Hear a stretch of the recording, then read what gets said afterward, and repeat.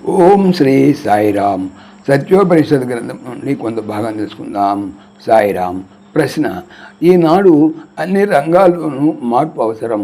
అంతా కాలుష్యంతో నిండిపోయింది భగవాన్, ఇది ఎలా కలుగుతుంది? బాబా: నిజానికి ఎట్టి చదువులు లేని గ్రామీణులే ఎంతో అన్యోన్యంగా ఆప్యాయంగా జీవిస్తుంటారు.